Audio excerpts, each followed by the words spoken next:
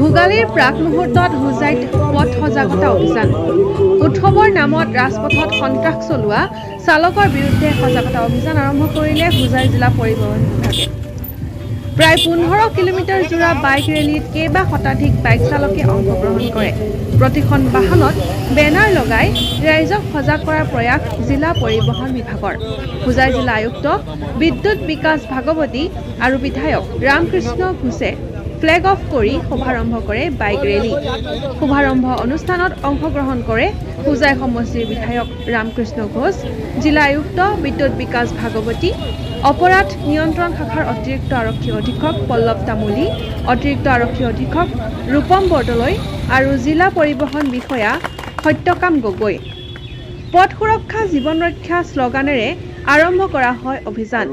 ৰাষ্ট্ৰীয় পথ সুৰক্ষা মাহৰ লগত সংগতি ৰাখি 31 জানুৱাৰীলৈকে চলিব এই সজাগতা অভিযান যান-বাহনৰ পঞ্চসূত্ৰ মানি যান-বাহন চলাবলৈ আহ্বান পৰিবহণ বিভাগৰ পথ সুৰক্ষা পথেকেটো পালন কৰি থকা হৈছে গতিকে আমি হোজাই জিলাটো আমাৰ পৰিবহণ বিভাগ আৰু আমাৰ আৰক্ষী বিভাগৰ যেতিয়া সহযোগত আৰু প্ৰশাসন বিভাগৰ সহযোগত আমাৰ এইটো পথ সুৰক্ষা পথেক উপলক্ষে এটা বাইক ৰেলী আজি এটা আয়োজন কৰা হৈছে আৰু বাইক ৰেলী আৰম্ভ হোৱাৰ আগতে আজি আমাৰ মাননীয় বিধায়ক মহোদয় মাননীয় আয়ুক্ত জিলা আয়ুক্ত মহোদয় দ্বিতীয় আৰু আমি এনেকৈ উপস্থিত থাকি আজি ৰাইজক আমি পথ সুৰক্ষাৰ বিষয়ে সজাগ হ'বলৈ আমি আহ্বান জনাইছোঁ যাতে আমি আৰু আমাৰ মাননীয় মুখ্যমন্ত্ৰী মহোদয়ৰ নিৰ্দেশত আৰু আমাৰ যেনেকৈ চৰকাৰে বৰ্তমান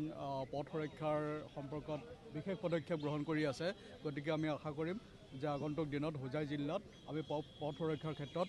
এক নিদৰ্শন দাঙি ধৰিব পাৰোঁ আৰু হোজাই জিলা যাতে পথ সুৰক্ষাৰ ক্ষেত্ৰত এক আগৰণুৱা জিলা হৈ উঠে সমগ্ৰ অসমৰ ভিতৰত তাৰে আহ্বান আমি সমগ্ৰ ৰাজ্যক জনাইছোঁ আমি আশা কৰোঁ এইটো আমি সফল কাম হ'ম অসম চৰকাৰৰ পৰিবহণ বিভাগৰ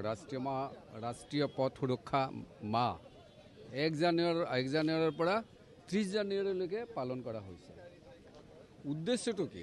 এই কথাটো বহুতে বুজি নাপায় গভৰ্ণমেণ্ট আঁচনি হিচাপে বহুতে কৰে আছে হ'ব কিন্তু মই বিধায়ক হিচাপে গম পাওঁ যে কিমান মানুহৰ এক্সিডেণ্ট হয় আৰু কিমান মানুহ এক্সিডেণ্ট হোৱাৰ পিছত মোৰলৈ আহে যে দাদা এইটোৰ কাৰণে পইচা দিয়ক দাদা আপুনি পুলিচক কৈ দিয়ক হেলমেটটো পিন্ধা নাই বুলি পুলিচে 1000 টকা ফাইন কৰিছে কিয় নকৰিব কওকচোন মোৰ পাৰ্চনেল দুটা অভিজ্ঞতা হৈ গ'ল আপোনালোকক ক'ব খোজো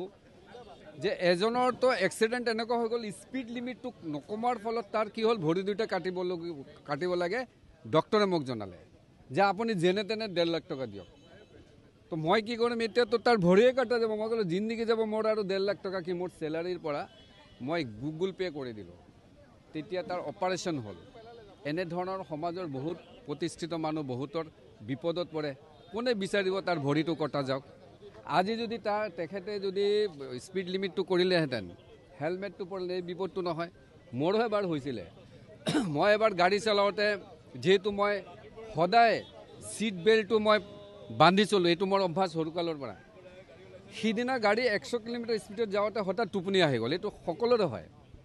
টোপনি অহাৰ কাৰণে মই এক্সিডেণ্টৰ পৰা বাচি গ'লোঁ আৰু ছিট বেল্টটো মোক বচাই দিলে সেইকাৰণে আজিৰ দিনটো সকলোৱে সেই হিচাপে ল'ব লাগে যে ছিট বেল্টটো পিন্ধিব লাগে মদ খোৱাকৈ চলাব নালাগে গাড়ীৰ স্পীড লিমিটটো কমাব লাগে এনেধৰণৰ বিভিন্ন ধৰণৰ পদ্ধতি আছে আমি মানি চলিলে আমাৰ হেৰিটো মানে এক্সিডেণ্ট নহয় আৰু তেতিয়া আৰু মা বাপেকৰো চিন্তা নাথাকে সেইকাৰণে মই কওঁ যে আজিৰ দিনটো সকলোৱে সজাগতা বঢ়াই এই পুলিচ প্ৰশাসন সকলোকে মানে এটা হেৰি মানে তেখেতসকল আমাৰ বন্ধু আমাৰ ৰাস্তাত ধৰিছে বুলি এনমি বুলি ভাবিব নালাগে কোনো যে আমাক ধৰিছে কিয় ধৰিছে আমাক হেৰি আমাৰ প্ৰেষ্টিজ ইছ্যুৱে যদি ইমান আছে তো কিয় হেলমেটটো পিন্ধিব নালাগে তো আজি সেই হিচাপে দিনটো লৈ আহিছে আমি ইয়াৰ পৰা এটা বাইক ৰেলী কৰিম আৰু মই সকলোকে এপিল কৰিছোঁ আপোনালোকে এইটো কৰ্তব্য হিচাপে পালন কৰক ধন্যবাদ নমস্কাৰ 1 জানুৱাৰীৰ পৰা 31 জানুৱাৰীলৈকে এক পথেক পুৰা মাহজোৰা আমাৰ ৰুট ছেফটি আমি মাহ পালন কৰা হৈছে ৰাষ্ট্ৰীয় পৰ্যায়ত তাৰ অংশ হিচাপে আজি হোজাই টাউনত আমি সকলো স্তৰৰ লোককে লৈ পেলাই আমি পথ সজাগতা আমি সভা পতা হৈছে তাৰ উদ্দেশ্য দুটা হৈছে এটা হৈছে ৰাইজৰ মাজত পথ সজাগতা সৃষ্টি কৰা লগতে যাতে এক্সিডেণ্ট ফ্ৰী আমি এটা জিলা হিচাপে আমি নিজকে আমি প্ৰতিষ্ঠা কৰিব পাৰোঁ। এই ক্ষেত্ৰত আমি ইতিমধ্যে বহু সভা সমিতি কৰা হৈছে, স্কুল কলেজবিলাকত এৱাৰনেছ কৰা হৈছে আৰু আজি ইয়াত আমি প্ৰায় সকলক